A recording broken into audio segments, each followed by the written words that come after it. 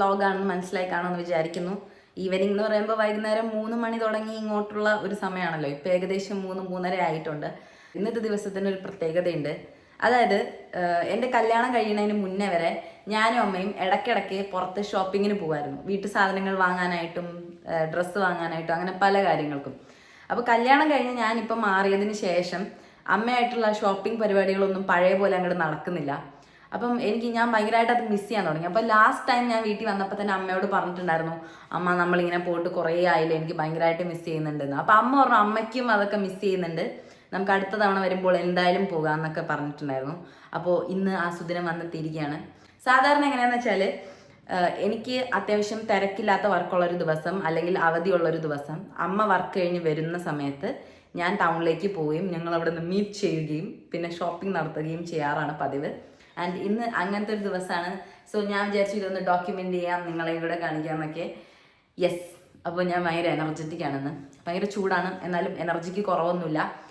അപ്പോൾ welcome to my, അത് ഞാൻ പറഞ്ഞല്ലോ അല്ലേ, ഈ വീഡിയോ ഇവിടെ ഔപചാരികമായിട്ട് സ്റ്റാർട്ട് ചെയ്തതായിട്ട് ഞാൻ അറിയിച്ചിരിക്കുകയാണ്. അപ്പോൾ ഞാൻ വേഗം പോയിട്ട് റെഡി ആയിട്ട് വരാം. സമ്മർ ആയതിനു ശേഷം സ്കിന്നൊക്കെ ഭയങ്കരമായിട്ട് ഡള്ളാവാൻ തുടങ്ങി. അപ്പം ഞാൻ ഇത് പെയ്ഡ് പ്രൊമോഷനൊന്നും അല്ല കേട്ടോ, ഞാൻ ആദ്യം പറയാം, എനിക്ക് പ്രൊമോഷനൊന്നും കിട്ടാൻ തുടങ്ങിയിട്ടില്ല. അപ്പോൾ ഞാൻ പണ്ട് ഈ നിവ്യയുടെ ഈ ഒരു ഹണി ക്ലെൻസർ ആൻഡ് നൗറിഷസ് എന്ന് പറഞ്ഞിട്ടുള്ള ഈ ഒരു ഫേസ് വാഷാണ് യൂസ് ചെയ്യാറ് ഡ്രൈ സ്കിന്നിനുള്ളത്.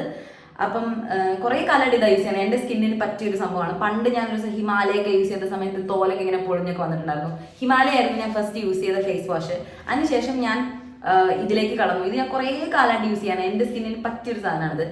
അപ്പോൾ അമ്മയാണെങ്കിൽ റീസെൻ്റ് ആയിട്ട് വേറൊരു സംഭവം കൊണ്ടുവന്നു, ഒരു ഫേസ് വാഷ് ബ്രൈറ്റനിങ് പപ്പായ എന്ന് പറഞ്ഞിട്ടുള്ള ഒരു സാധനം കൊണ്ടുവന്നു. ഇതെന്ന് പറയുന്നത് അങ്ങനെ എസ്റ്റാബ്ലിഷ്ഡ് ആയിട്ടുള്ള ഒരു കമ്പനി എന്നല്ല, ഒരു ലോക്കൽ ബ്രാൻഡാണ്. Okay, Shreyas morning fairness, Shreyas എന്നാണ് ഇതിൻ്റെ ഒരു കമ്പനി നെയിം. ഇത് വളരെ ലോക്കലായിട്ടുള്ള ഒരു സംഭവമാണ്. ഇത് അമ്മ എവിടെ നിന്ന് വാങ്ങിയെന്നൊന്നും എനിക്കറിയില്ല. അമ്മ കൊണ്ടുവന്നിട്ട് എൻ്റെ അടുത്തൊന്ന് ട്രൈ ചെയ്ത് നോക്കുമെന്ന് പറഞ്ഞു. അപ്പം ഞാൻ ട്രൈ ചെയ്തു. അപ്പം നല്ലൊരു കൂളിംഗ് എഫക്റ്റ്.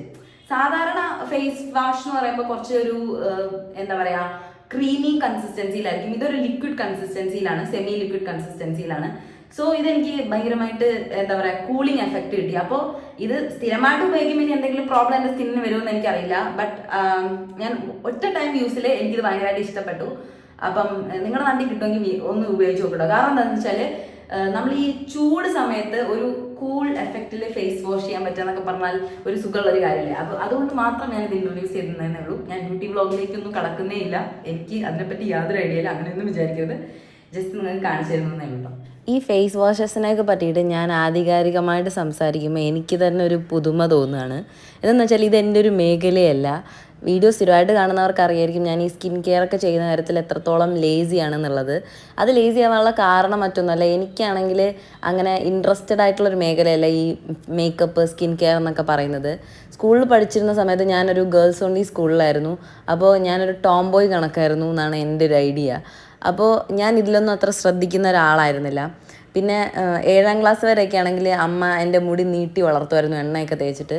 പിന്നെ ഞാൻ സ്വന്തമായിട്ട് എൻ്റെ കാര്യങ്ങൾ ചെയ്യാൻ തുടങ്ങിയതിന് ശേഷം, സ്വന്തമായിട്ട് ചെയ്യാൻ തുടങ്ങി എന്ന് പറഞ്ഞു കഴിഞ്ഞാൽ ഞാൻ പാരൻസിനെ ധിക്കരിച്ചിട്ട് എൻ്റെ കാര്യങ്ങൾ സ്വയം തീരുമാനിക്കാൻ തുടങ്ങിയതിന് ശേഷം ഞാൻ എൻ്റെ മുടിയൊക്കെ കട്ട് ചെയ്ത്, എനിക്ക് കുറേ കൊല്ലങ്ങളായിട്ട് ഷോർട്ട് ഹെയർ ആയിരുന്നു. പിന്നെ റീസെൻ്റ് ആയിട്ടാണ് ഞാൻ കുറച്ചെങ്കിലും മുടിയൊക്കെ നീട്ടി വളർത്താനായിട്ട് തുടങ്ങിയത്. ഒരു 8ാം ക്ലാസ് കയറിയതിന് ശേഷം ഞാൻ തന്നെയാണ് എൻ്റെ മുടി സ്വന്തമായിട്ട് കട്ട് ചെയ്യാറ്. അപ്പോൾ ഞാൻ മുടി ഓരോ തോന്നിയാസം കാണിച്ച് കട്ട് ചെയ്തൊക്കെ ഇട്ടിട്ട് സ്കൂളിലേക്ക് പോകുമ്പോൾ എൻ്റെ ഫ്രണ്ട്സ് ചോദിക്കും, അല്ലിടാ ഇത് എവിടെ പോയാൽ കട്ട് ചെയ്തതെന്ന്. അപ്പം ഞാൻ ദിസ് ഈസ് അലിഡാസ് കട്ട് എന്ന് പറയുമായിരുന്നു. ഈ മുടിക്കും ഇനി എത്ര കാലം ആയുസ് ഉണ്ടാവുമെന്ന് അറിയില്ല കേട്ടോ, ഞാൻ ഈ അടുത്ത് തന്നെ കട്ട് ചെയ്യുന്നുണ്ടാവും. എനിവേ ഈ ചുരിദാറിനെ പറ്റിയിട്ട് എനിക്ക് പറയണമെന്നുണ്ടായിരുന്നു. ഇതെനിക്ക് കല്യാണത്തിന് ഗിഫ്റ്റ് കിട്ടിയ കൂട്ടത്തിലുണ്ടായിരുന്ന ഒരു ചുരിദാറാണ്. ആരാ തന്നേന്നൊന്നും എനിക്കറിയില്ല, ബട്ട് ഇപ്പം എൻ്റെ വൺ ഓഫ് മൈ ഫേവറേറ്റ് ചുരിദാറാണ്. Bye bye. വൈകുന്നേരം ആയതുകൊണ്ട് നല്ല കാറ്റുണ്ട്. ഇനി നമ്മൾ അവിടം വരെ നടന്നു പോയി ഓട്ടോ കിട്ടിയിട്ട് വേണം നമുക്ക് പോകാനായിട്ട്. അങ്ങോട്ട് പോകാൻ ഭയങ്കര എളുപ്പമാണ്, എപ്പോഴും ഓട്ടോ കിട്ടും. മടക്കോട്ടോ എന്ന് നമ്മൾ പറയും. വന്നിട്ട് തിരിച്ചു പോകുന്ന ഓട്ടോസ്. പക്ഷേ തിരിച്ചു വരാനാണ് ഏറ്റവും പാട്. ബസ് കിട്ടാൻ കുറച്ച് ബുദ്ധിമുട്ടാണ്. കോഴിക്കോട് ബസ്സാണ് കിട്ടാറ്. അപ്പോൾ വലിയ ബസ്സിൽ ഷോർട്ട് ഡിസ്റ്റൻസ് ആകുമ്പോൾ നമ്മളെ കയറ്റത്തില്ല. അങ്ങനത്തെ കുറച്ച് പ്രശ്നങ്ങളുണ്ട്. അപ്പോൾ അങ്ങോട്ട് ഞാൻ വേഗം എത്തും. പൊതുവേ ഇങ്ങനെ നടന്നൊക്കെ പോകാനായിട്ട് ഭയങ്കര ഇൻട്രസ്റ്റഡ് ആയിട്ടുള്ള ഒരാളാണ് കേട്ടോ ഞാൻ. ഇപ്പോൾ ഫ്രണ്ട്സോ ഫാമിലിയിലുള്ള ആരെങ്കിലുമൊക്കെ കൂടെ ഉണ്ടെങ്കിൽ വർത്തമാനം പറഞ്ഞ് നടന്നു പോകാൻ നല്ല സുഖമാണ്. പക്ഷേ ഇത്തരം ചൂട് പിടിച്ച വേർത്തൊലിക്കുന്ന ഒരു ക്ലൈമറ്റിൽ നടക്കാൻ എനിക്ക് തീരെ ഇൻട്രസ്റ്റ് ഉണ്ടാവാറില്ല. കണ്ടില്ലേ, ഞാൻ ഇറങ്ങിയ കോലമല്ലല്ലോ നിങ്ങൾ എന്നെ ഇപ്പോൾ കണ്ടത്. അത്രയ്ക്കും വേർത്തൊലിച്ച് ഭയങ്കര ചൂട് പിടിച്ചൊരു ക്ലൈമറ്റാണ് സത്യം പറഞ്ഞു കഴിഞ്ഞാൽ. ഒട്ടും സഹിക്കാൻ പറ്റുന്നില്ല. അങ്ങനെ നമ്മൾ നടന്ന് മെയിൻ റോഡിലെത്തി. ഈയിടെയായിട്ട് ഞാൻ എന്ത് പറഞ്ഞാലും അതിൻ്റെ നേരെ ഓപ്പോസിറ്റ് മാത്രമേ നടക്കാറുള്ളൂ. ഞാനിപ്പോൾ നിങ്ങളോട് പറഞ്ഞതല്ലേ ഉള്ളൂ വണ്ടി അവിടെ നിന്ന് വേഗം കിട്ടുന്നു. പക്ഷേ ഓട്ടോറിക്ഷ കിട്ടാൻ കുറച്ച് ലേറ്റായി. ഈവനിങ് ടൈം ആയതുകൊണ്ടാണെന്ന് തോന്നുന്നു. എങ്ങനെയൊക്കെയോ നമ്മളിതാ മഞ്ചേരി ടൗണിൽ എത്തിയിട്ടുണ്ട്. ഇനി അമ്മ എവിടെയാണെന്ന് കണ്ടുപിടിക്കണം. ദേ നിൽക്കുന്നു കൊച്ചു ഗള്ളി. റിലാക്സ്. എന്താണെന്നറിയില്ല, രാവിലെ വീട്ടിൽ നിന്ന് കണ്ടിട്ട് ഇറങ്ങിയതാണെങ്കിലും പുറത്തുനിന്ന് പിന്നെയും മീറ്റ് ചെയ്യുമ്പോൾ എന്തോ ഗൾഫിൽ നിന്നൊക്കെ പോയിട്ട് വന്ന പോലത്തെ ഒരു സന്തോഷമാണ് എൻ്റെ അമ്മയുടെ മുഖത്ത്. മലപ്പുറം കോഴിക്കോട് ഭാഗത്തൊക്കെ ഞാൻ കണ്ടുവരുന്ന ഒരു പ്രത്യേകതയാണ് കേട്ടോ ഇത്. എന്താണെന്ന് വെച്ചാൽ ഈ നോമ്പുകാലം തുടങ്ങിക്കഴിഞ്ഞ് കഴിഞ്ഞാൽ ഒരു ബേക്കറികളിലും ഹോട്ടലുകളിലും ഡൈനിങ് ഉണ്ടായിരിക്കില്ല. ഒരു വൈകുന്നേരം 4 മണിയൊക്കെ കഴിഞ്ഞ് കഴിഞ്ഞാൽ പാഴ്സൽ സർവീസ് ഉണ്ടാവും. അല്ലാണ്ട് ഒരു തരത്തിലും ഒരു ഹോട്ടലുകളും തുറക്കില്ല. അപ്പം ഞങ്ങൾക്ക് രണ്ടുപേർക്കാണെങ്കിൽ നല്ലതുപോലെ ദാഹിക്കുന്നുണ്ടായിരുന്നു. അപ്പോൾ എവിടെയാ ഒരു കട തുറക്കാന്ന് പറഞ്ഞിങ്ങനെ നോക്കി നടക്കായിരുന്നു. അമ്മയ്ക്ക് എല്ലാ സാധനങ്ങളും പിന്നെയും നന്നാക്കി ഉപയോഗിക്കുന്ന ഒരു ശീലമുള്ളത് കൊണ്ട് ഇതേ ചെരുപ്പൊക്കെ കൊണ്ടാണ് ഇറങ്ങിയിരിക്കുന്നത്. അപ്പോൾ നമ്മൾ ചെരുപ്പുത്തിയുടെ അടുത്ത് കൊടുത്തിട്ട് അമ്മയുടെ ഒരു പഴയ ചെരുപ്പുണ്ടായിരുന്നു, അത് തയ്ച്ച് മേടിച്ചു. ഫാൻസിയിലും കൂടെ കയറിയിട്ടോ 1-2 സാധനങ്ങൾ മേടിക്കാനായിട്ട്. അങ്ങനെ ഒരുപാട് നേരത്തെ തിരച്ചിലിനൊടുവിൽ നമ്മൾ അതിസാഹസികമായിട്ട് മഞ്ചേരി പഴയ സ്റ്റാൻഡിൻ്റെ അകത്ത് തുറന്നിരിക്കുന്ന ഒരു കട കണ്ടുപിടിച്ചു. ഇത് മോർ ലൈക്ക് പെട്ടിക്കട പോലെയായിരുന്നു കേട്ടോ. അപ്പോൾ അവിടുന്ന് നമ്മൾ നാരങ്ങ വെള്ളമാണ് കുടിച്ചത്. ഒരു തരത്തിൽ നോക്കുകയാണെന്നുണ്ടെങ്കിൽ നോമ്പ് കാലം വരുമ്പോൾ എല്ലാവരും ഒറ്റ മനസ്സോടെ ഒരുപോലെ എല്ലാ കടകളും അടച്ചിട്ടിട്ട് ഇങ്ങനെയൊക്കെ പോകുന്നത് വളരെ നല്ല കാര്യമാണ്. പക്ഷേ ഈ നോമ്പെടുക്കാതെ പുറത്ത് ഈ വേനലിൽ ഇറങ്ങുന്നവർക്ക് അത് ഭയങ്കര ഒരു ബുദ്ധിമുട്ടായിട്ട് മാറാറുള്ളത് പോലെ എനിക്ക് തോന്നി. കാരണം എനിക്ക് ആ നാരങ്ങ വെള്ളം കുടിച്ച് കഴിഞ്ഞപ്പം എന്തൊരു സമാധാനമാണെന്നറിയോ. ഞാൻ വിചാരിച്ചു ഞാനിന്ന് വെള്ളം കിട്ടാതെ ചത്തുപോകുന്ന. ഇനി നമുക്ക് മഞ്ചേരി കച്ചേരിപ്പടിയിലുള്ള ബഡ്ജറ്റ് ഹൈപ്പർ മാർക്കറ്റിലേക്ക് പോകാം. അവിടെ നിന്ന് കുറച്ച് സാധനങ്ങൾ വാങ്ങാനുണ്ട്. ഞാനാണെങ്കിൽ കുറച്ച് സ്റ്റൈലാക്കിയിട്ട് മുടിയൊക്കെ അഴിച്ചിട്ടതാണ്. ചൂടൊട്ടും സഹിക്കാൻ വയ്യാത്തതുകൊണ്ട് ഞാൻ ലാസ്റ്റ് പോണിറ്റൈലിലേക്ക് തന്നെ തിരിച്ചെത്തിയിരിക്കുകയാണ്. ഇതാണ് നമ്മുടെ മഞ്ചേരിയിലുള്ള ബഡ്ജറ്റ് ഹൈപ്പർ മാർക്കറ്റിൻ്റെ ഏറ്റവും മുകളിലത്തെ ഫ്ലോറ്. താഴത്തെ ഫ്ലോറിലൊക്കെ നല്ല തിരക്കായിരുന്നു. പിന്നെ നമുക്ക് അവിടുന്ന് കാര്യമായിട്ട് സാധനങ്ങളൊന്നും വാങ്ങാനില്ല. അതുകൊണ്ട് നേരെ മുകളിലേക്ക് കയറി.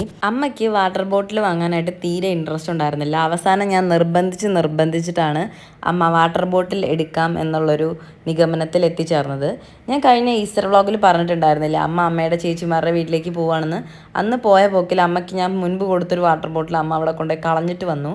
അതുകൊണ്ടാണ് ഇന്ന് എന്തായാലും വാട്ടർ ബോട്ടിൽ വാങ്ങണം എന്ന് തീരുമാനിച്ചത്. മാത്രമല്ല ഭയങ്കര സമ്മറും അല്ലേ. അപ്പോൾ ഓഫീസിലൊക്കെ പോകുന്ന സമയത്ത് വെള്ളം ഇല്ലാതെ നമ്മളെവിടെ വെള്ളം ശേഖരിക്കും. അപ്പോൾ ഞാൻ അമ്മയെ കൊണ്ട് നിർബന്ധിച്ചിട്ട് ഒരെണ്ണം എടുപ്പിച്ചു. അമ്മയുടെ കൂടെ പണ്ട് വർക്ക് ചെയ്തിട്ടുണ്ടായിരുന്ന ഒരു ആൻറ്റിയുടെ ഹൗസ് വാമിംഗ് ഉണ്ട് അടുത്ത ആഴ്ച. അപ്പോൾ അതിലേക്കായിട്ടൊരു ഗിഫ്റ്റും കൂടി വാങ്ങാനാണ് നമ്മളിന്ന് വന്നത്. അപ്പോൾ നമ്മൾ ഫൈനലി ഈ ഒരു മോപ്പാണ് കേട്ടോ വാങ്ങിയത്. അപ്പോൾ എന്തെങ്കിലും യൂസ്ഫുൾ ആവുമല്ലോ വീട് തുടയ്ക്കാനും അങ്ങനെയൊക്കെ. അമ്മ അങ്ങനെയൊക്കെ ചിന്തിച്ചിട്ടാണ് ഇത് എടുത്തത്. ഇവിടെ വന്നതിന് എനിക്ക് മറ്റൊരു ഉദ്ദേശം കൂടെ ഉണ്ടായിരുന്നു. എനിക്കൊരു സ്ട്രോ കപ്പ് വാങ്ങണമായിരുന്നു. ജ്യൂസും നാരങ്ങ വെള്ളമൊക്കെ ഇടയ്ക്കിടയ്ക്ക് കുടിക്കാൻ, ചൂടൊക്കെ അല്ലേ. അപ്പോൾ ആദ്യം കാണിച്ച ആ ഒരു ടൈപ്പും പിന്നെ നമ്മുടെ ഈ ടോം ആൻഡ് ജെറിയിൽ എപ്പോഴും കാണുന്ന ഒരു പാൽക്കുപ്പി ഇല്ലേ, ഈ ഒരു സംഭവം ഇതുമാണ് ഉണ്ടായിരുന്നത്. ഇതിലെ ഒരു പശുവിൻ്റെ പടമൊക്കെ വെച്ചിട്ട് ഡയറി എന്നൊക്കെ എഴുതിയിട്ടുണ്ടായിരുന്നു. അതെനിക്ക് ഭയങ്കര ക്യൂട്ടായിട്ട് തോന്നി. എനിക്ക് അമ്മ നമ്മുടെ ടോം ആൻഡ് ജെറിയിലെ പാൽക്കുപ്പിയാണ് വാങ്ങി തന്നത്. അമ്മയ്ക്കൊരു കുർത്തി എടുത്തു കൊടുക്കണമെന്ന് എനിക്ക് ഭയങ്കരമായിട്ടുള്ള ഒരു ആഗ്രഹം ഉണ്ടായിരുന്നു. പക്ഷെ അമ്മ ആദ്യം മുതലേ വേണ്ട അതിങ്ങനെ പറഞ്ഞുകൊണ്ടിരിക്കുകയായിരുന്നു.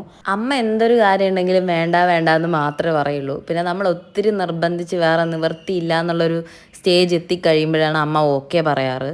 അമ്മ ഒരിക്കലും അമ്മയ്ക്ക് വേണ്ടിയിട്ട് ഇങ്ങനെ ഒരു കാര്യം ചെയ്യണം അല്ലെങ്കിൽ ഇങ്ങനത്തെ ഒരു സംഭവം വാങ്ങണം എന്നുള്ള രീതിയിൽ ആഗ്രഹിച്ച് മോഹിച്ചൊരു സാധനം വാങ്ങുന്നതായിട്ട് ഞാൻ കണ്ടിട്ടേ ഇല്ല. മേ ബി അമ്മയുടെ ഉള്ളിൽ വാങ്ങണം എന്നുള്ള ആഗ്രഹങ്ങളൊക്കെ ഉണ്ടാവും.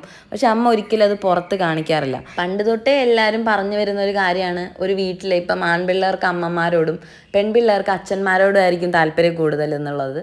ഞാനും അങ്ങനെ വളർന്നു വന്ന ഒരാളായിരുന്നു. ഞാൻ പപ്പയുടെ അടുത്തായിരുന്നു കൂടുതലായിട്ട് അറ്റാച്ച്ഡ് ആയിട്ടുണ്ടായിരുന്നത്. പപ്പയുടെ കൂടെ എപ്പോഴും പുറത്ത് പോവുക, ചില്ല് ചെയ്യുക, അങ്ങനെ നടന്നിരുന്ന ഒരാളാണ് ഞാൻ.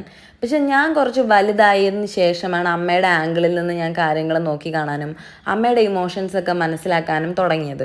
ആളുകളോടുള്ള നല്ലൊരു പെരുമാറ്റം, ഏതൊരു സാഹചര്യത്തിലും അഡ്ജസ്റ്റ് ചെയ്യാൻ പറ്റുമെന്നുള്ളൊരു മെൻറ്റാലിറ്റി, അതുപോലെ ആളുകളുടെ സ്വഭാവം മനസ്സിലാക്കി അതിനനുസരിച്ച് പെരുമാറാനുള്ളൊരു കഴിവ്, ഇതൊക്കെ എപ്പോഴും അമ്മയിൽ നിന്ന് ഞാൻ അഡ്മയർ ചെയ്യണമെന്ന് ആഗ്രഹിക്കുന്ന കാര്യങ്ങളാണ്. പക്ഷെ പലപ്പോഴും അമ്മയ്ക്ക് വേണ്ടിയിട്ടൊന്നും ചെയ്യാത്ത പോലെയും എപ്പോഴും മറ്റുള്ളവരുടെ കാര്യം മാത്രം ശ്രദ്ധിച്ച് അമ്മയുടെ കാര്യം അമ്മ മറന്നു പോകുന്ന പോലെയൊക്കെ എനിക്ക് തോന്നാറുണ്ട്. ഞാനത് അമ്മയോട് പറയാറുമുണ്ട്.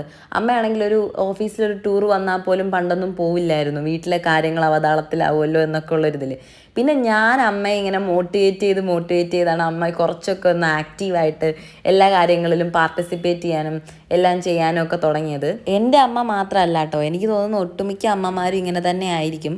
എനിക്ക് അമ്മമാരോട് പറയാനുള്ളത്, നിങ്ങൾ എപ്പോഴും കുറച്ചും കൂടെ സെൽഫ് ലവിങ് ആയിരിക്കുക. നിങ്ങൾ നിങ്ങളുടെ കാര്യങ്ങൾക്ക് കുറച്ചും കൂടെ കോൺസെൻട്രേഷൻ കൊടുക്കുക. ആരോഗ്യമായാലും നിങ്ങൾക്ക് എന്തെങ്കിലും ഒരു ആഗ്രഹം സാധിക്കാനുണ്ടെങ്കിൽ അത്, അങ്ങനെ നിങ്ങളുടെ കാര്യങ്ങൾക്ക് നിങ്ങൾ കുറച്ചും കൂടെ കോൺസെൻട്രേഷൻ കൊടുക്കണമെന്ന് എനിക്ക് തോന്നുന്നു. ഇതിപ്പോൾ ഷോപ്പിങ്ങും കഴിഞ്ഞു, വീട്ടിലെത്തി, കുളിയും കഴിഞ്ഞു, ഒരു മീറ്റിംഗ് ഉണ്ടായിരുന്നു എനിക്ക്, അതും കഴിഞ്ഞു. എന്നിട്ടും എൻ്റെ കഥ പറച്ചിൽ ഇതുവരെ തീർന്നിട്ടില്ല അല്ലേ. എനിവേ, അപ്പോൾ അങ്ങനത്തെ കാര്യങ്ങൾ അമ്മമാർ ശ്രദ്ധിക്കുക, മക്കൾ അതൊക്കെ ഒന്ന് സാധിച്ചു കൊടുക്കാൻ വേണ്ടി ശ്രമിക്കുക. ഇതാ ഞാനും എൻ്റെ അമ്മയും കൂടെ ഇനി ചീട്ട് കളിക്കാൻ പോവാണ്. നമ്മളിപ്പോൾ റമ്മിയാണ് കളിച്ചുകൊണ്ടിരിക്കുന്നത്. ഞാൻ ഉപേക്ഷിച്ചൊരു ചീട്ട് അമ്മ എടുത്തതിൻ്റെ ആഘാതമാണ് നേരത്തെ നിങ്ങൾ എൻ്റെ മുഖത്ത് കണ്ടത്. ഇപ്പോൾ നമ്മൾ ഏറ്റവും കൂടുതൽ മിസ് ചെയ്യുന്നത് അബിയാണ് ഞങ്ങൾ രണ്ടുപേരുടെയും ഗെയിമിംഗ് പാർട്ട്ണർ. നമ്മൾ ഒരുമിച്ച് ചീട്ടും അതുപോലെ തന്നെ ലുഡോയും ഒക്കെ കളിക്കാറുണ്ട്.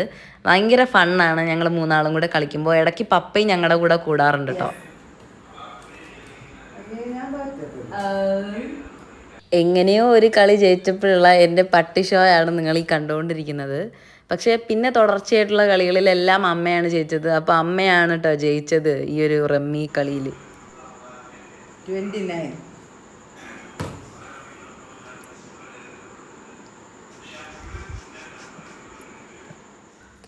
അമ്മയുടെ കൂടെയുള്ള ഈ ഒരു ഈവനിങ് നിങ്ങൾക്ക് ഇഷ്ടപ്പെട്ടിട്ടുണ്ടെന്ന് വിശ്വസിക്കുന്നു.